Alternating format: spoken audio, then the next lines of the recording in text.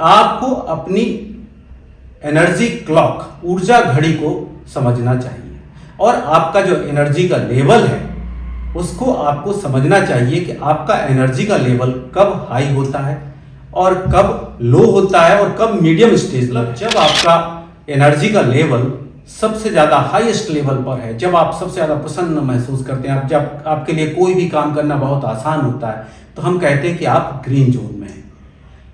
उसके बाद कुछ ऐसा समय आता है दिन में कि जब आपको लगता है कि आप मतलब आप काम कर भी पा रहे हो और कई बार काम नहीं कर पा रहे हो, लेकिन बहुत ज़्यादा प्रोडक्टिव काम नहीं कर पा रहे हो, तो उसको हम येलो जोन कहते हैं। और हमारे दिन का एक ऐसा समय भी होता है जब हम काम करने में बहुत ज़्यादा असुविधा महसूस करते हैं, हम फोकस नहीं कर पाते। यहाँ एक चीज़ मैं और आपको बताना चाहता हूँ जिसका जिक्र मैंने अपनी किताब सोने से शिखर की ओर सेकंड हाफ में किया है कि हम अपना पूरा जीवन व्यतीत कर देते हैं, लेकिन हमें ये पता नहीं चल पाता है कि हमारे अंदर क्या प्रतिभा है, क्या टैलेंट है। साथियों नमस्कार, मैं आपका दोस्त ब्रह्मेंद्र गुप्ता, मोटिवेशनल कोच और सोने से शिखर की ओर सेकंड हाफ पुस्तक का लेखक।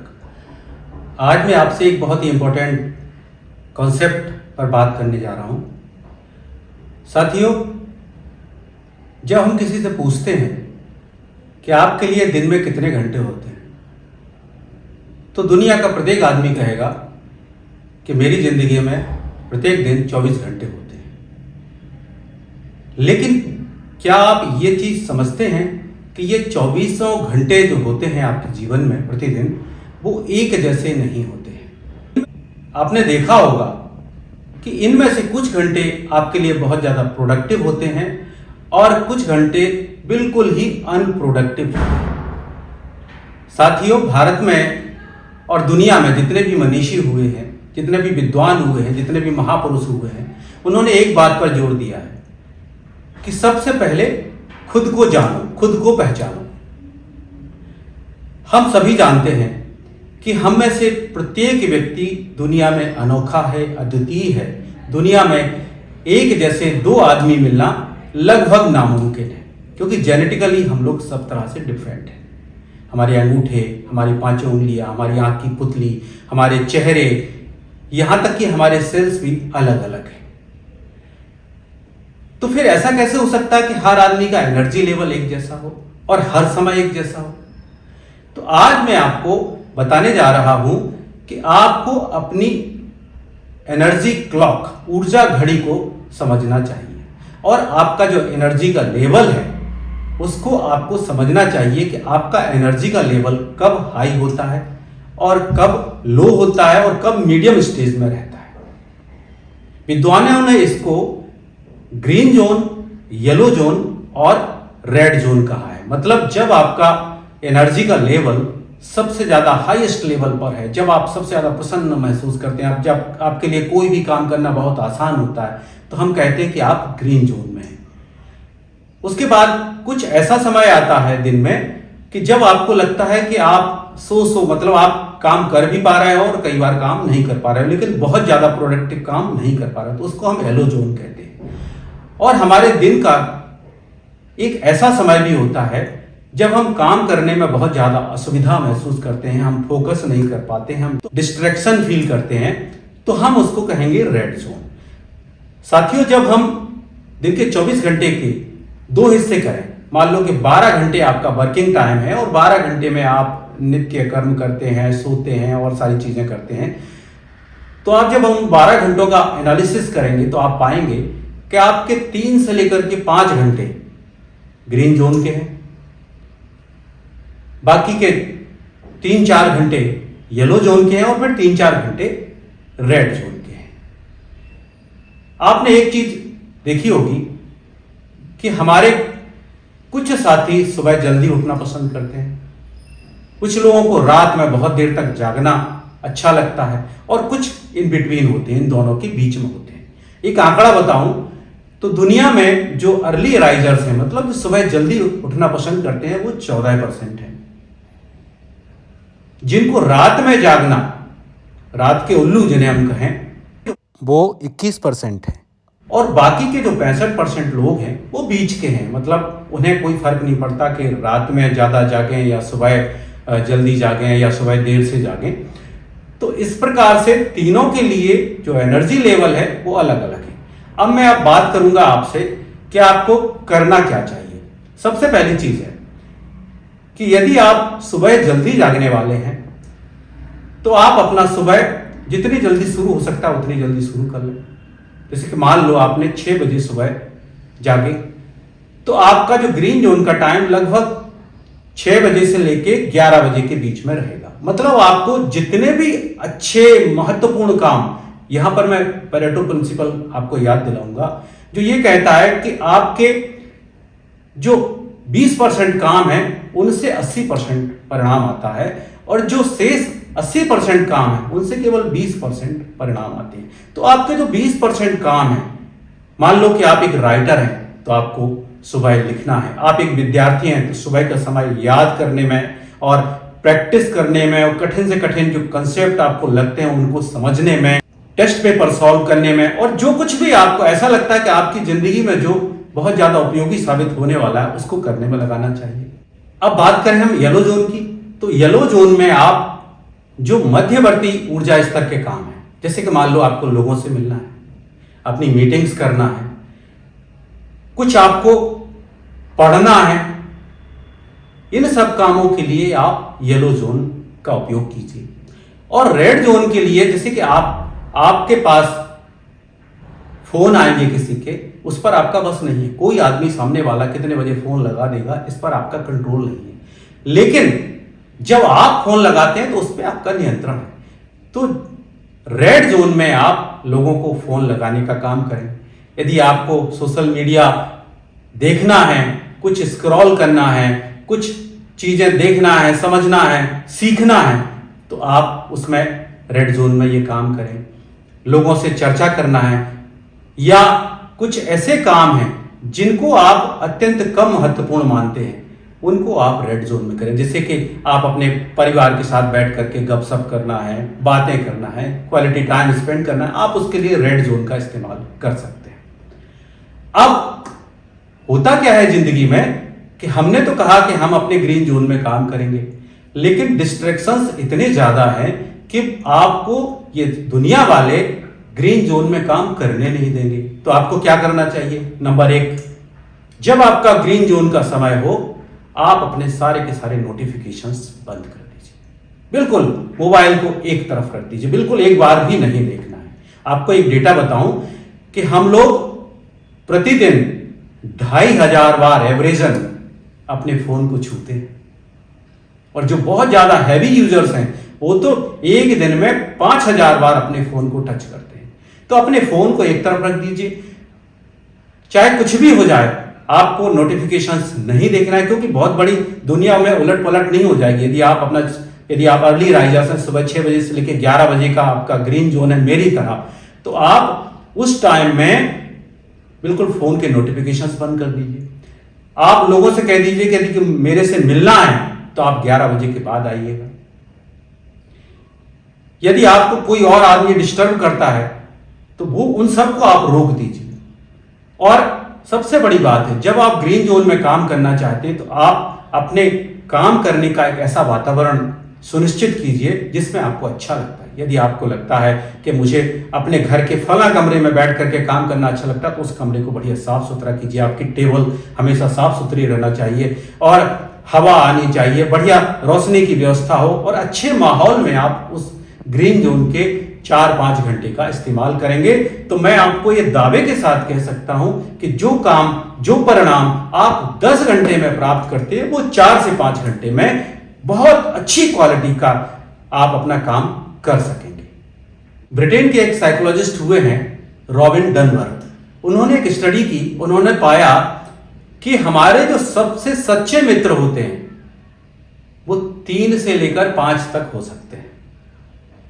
उसके बाद जिनको हम सामान्य दोस्त कह सकते हैं वो 15 हो सकते हैं और इसके बाद एक ग्रुप जिसको हम कह सकते हैं जिसमें हमारा ज्यादातर समय व्यतीत होता है वो 150 हो सकते हैं। इसके बाद जो भी लोग हैं, 150 से ज्यादा जो भी लोग हैं वो आपके लिए बिल्कुल फालतू हैं, उनकी आपके लिए कोई वैल्यू नहीं है और उनके जीवन में भी आपकी कोई वैल्यू नहीं है।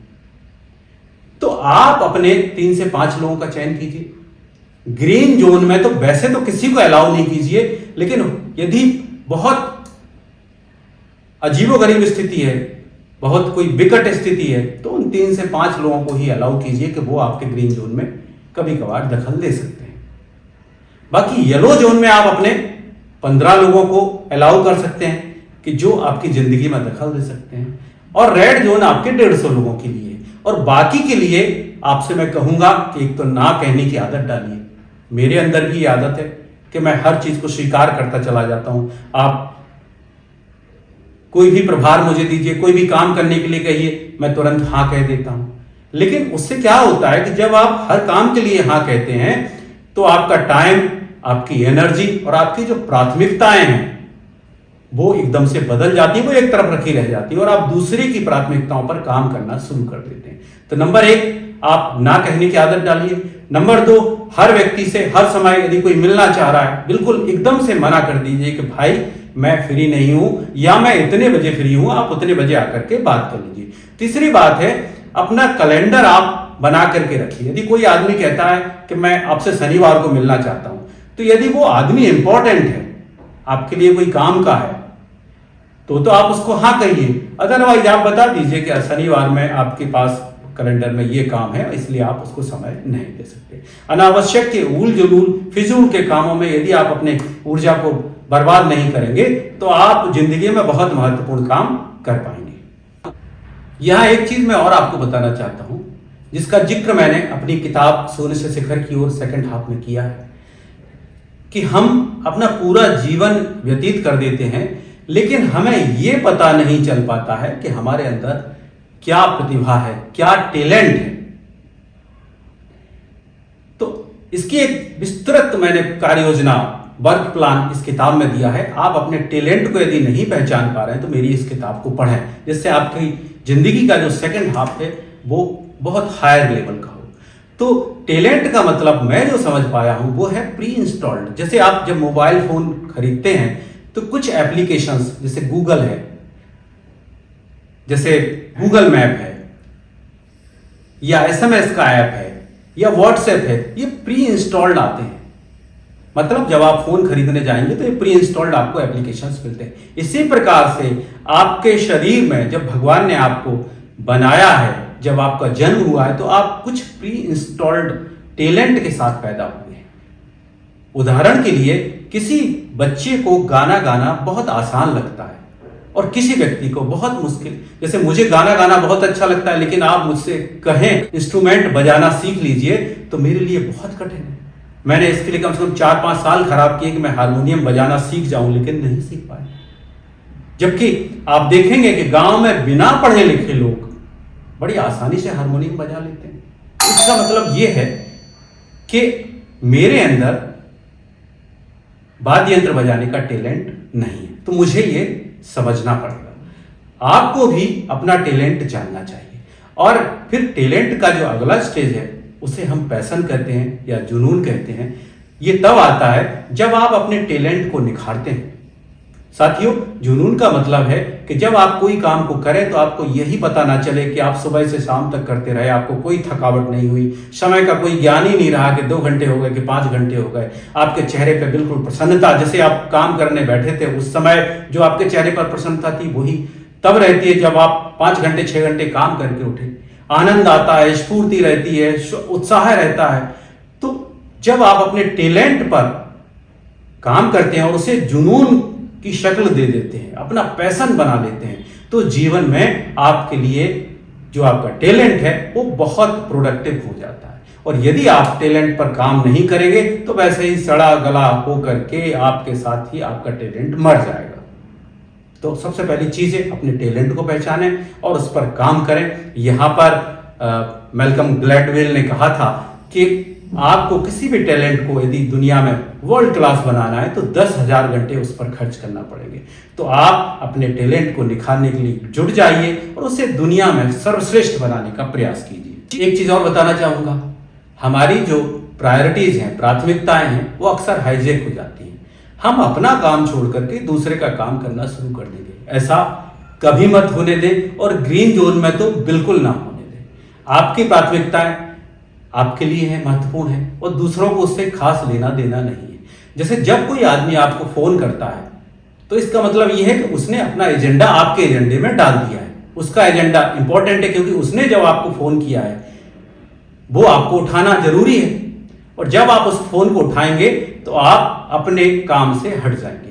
और एक रिसर्च बताती है कि जब हम एक बार अपने काम से हट जाते हैं तो हमें दोबारा उस काम पर आने में 25 मिनट का टाइम लगता है। आपको यह तय करना है कि आपका ग्रीन जोन का समय कौन सा है, येलो जोन का समय कौन सा है, रेड जोन का समय कौन सा है, और फिर दूसरी बात तय करना है कि आपको कौन कौन सा काम कब कब करना है। बिल्कुल स्ट्रिक्ट हो जाए इस काम में।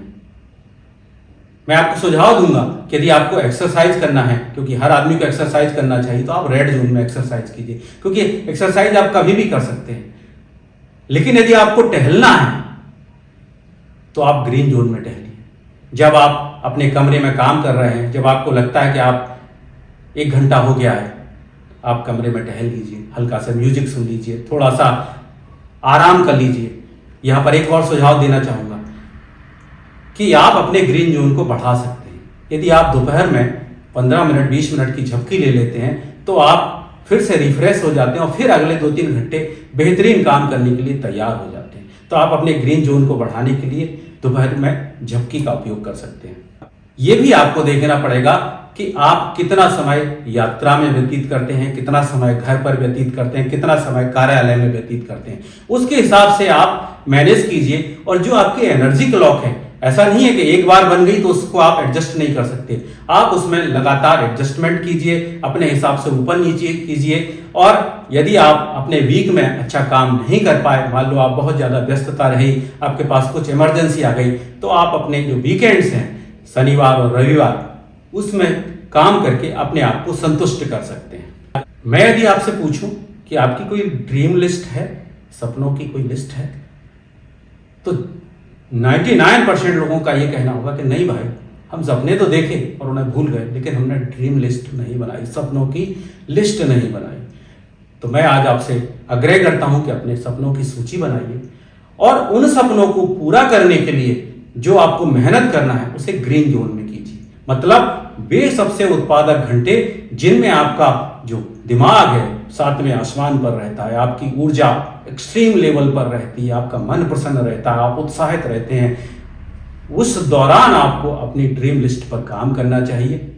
अच्छा, एनर्जी जोन का जो कॉन्सेप्ट है वो यदि आप किसी बच्चे से पूछेंगे तो उसके पास हर समय बेहतरीन एनर्जी रहती है, लेकिन जैसे जैसे हमारी आयु बढ़ती है वैसे वैसे हमारे अंदर जो सबसे बड़ा परिवर्तन होता है वो जागरूकता का होता है। हम अपने प्रति अधिक जागरूक होते चले जाते हैं।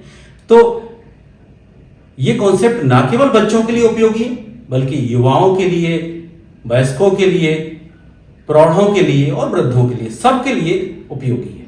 बस ये है कि युवाओं में चूंकि एनर्जी का लेवल ज्यादातर समय एक जैसा रहता है तो वो उसका उतना लाभ नहीं उठा पाते हैं, लेकिन 40 साल के बाद वाले लोगों के जीवन में ये फर्क एकदम से दिखने लगता है जब उन्हें कभी कम एनर्जी और कभी हायर एनर्जी फील होती है। तो मैं ये चाहूंगा कि यदि आपकी उम्र 40 के आसपास है तो आप एनर्जी जोन का और अपने एनर्जी मैनेजमेंट का जरूर ध्यान रखें।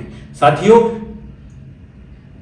आपकी जो एनर्जी है वो आपके काम करने के लिए सबसे इंपॉर्टेंट टूल है, और जब आप बेहतरीन एनर्जी महसूस कर रहे हो और उस समय काम करते हैं तो आप दुनिया में सबसे बेहतरीन काम कर सकते हैं। आपने मेरा यह वीडियो अंत तक देखा, इसके लिए मैं आपका बहुत बहुत शुक्रिया अदा करता हूं। और यदि आपने मेरे चैनल को सब्सक्राइब नहीं किया है तो मैं आग्रह करूंगा कि आप मेरे चैनल को सब्सक्राइब कर लें।